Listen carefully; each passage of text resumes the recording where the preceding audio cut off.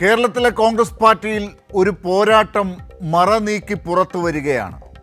ഒരു വശത്ത് വി.ഡി. സതീശനും മറുഭാഗത്ത് രമേശ് ചെന്നിത്തലയും തെളിഞ്ഞു വരുമ്പോൾ കാണുന്നത് എന്താണോ അത് മാത്രമാണോ സത്യം എന്നാണിപ്പോൾ എല്ലാവരും ചോദിക്കുന്നത്. വി.ഡി. സതീശനും കെ സുധാകരനും കൂടി ഗ്രൂപ്പില്ലാത്ത കോൺഗ്രസ് എന്നും സെമി കേഡർ എന്നുമൊക്കെ പറഞ്ഞ് നിരപ്പാക്കിയ AI ഗ്രൂപ്പുകൾ കോൺഗ്രസിൽ സടകുടഞ്ഞ് എഴുന്നേൽക്കുകയാണോ ഇപ്പോൾ? സതീശൻ്റെ ഏകാധിപത്യത്തിൽ മനം മടുത്ത കെ സുധാകരനും അവർക്കൊപ്പം കൂടിയിട്ടുണ്ടോ? പാലക്കാട്ടെ തെരഞ്ഞെടുപ്പ് കാലത്ത് തന്നെ പൊട്ടിത്തെറിക്കുമായിരുന്ന കോൺഗ്രസിലെ പടലപ്പിണക്കങ്ങൾക്ക് ഇപ്പോൾ NSS SNDP നിലപാടുകൾ എണ്ണ ഒഴിച്ചിരിക്കുകയാണോ?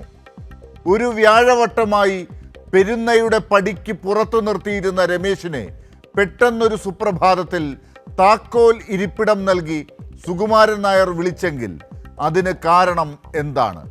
2026 കോൺഗ്രസ് വീണ്ടും അധികാരത്തിൽ വരില്ല എന്ന് ഉറപ്പിച്ചു പറയുമ്പോഴും വെള്ളാപ്പള്ളി ചെന്നിത്തലയിൽ തമ്മിൽ ഭേദപ്പെട്ട തൊമ്മനെ കാണുന്നത് എന്തുകൊണ്ടാണ്? സതീശൻ്റെ ഭരണത്തിൽ കോൺഗ്രസിൽ കലാപം ആളിക്കത്തുകയാണോ? ഈ പോരാട്ടത്തിൽ സതീശൻ ഒറ്റപ്പെടുന്നു. സതീശൻ ഇപ്പോൾ NSSനെ പുകഴ്ത്തിയതുകൊണ്ട് രമേശിനോട് പെരുന്നയ്ക്ക് തോന്നിയ അടുപ്പം ഇല്ലാതാകുമോ? സതീശനോ രമേശോ? കോൺഗ്രസിലെ പോരാട്ടത്തിൽ ആര് നേടും, ആര് വീഴും?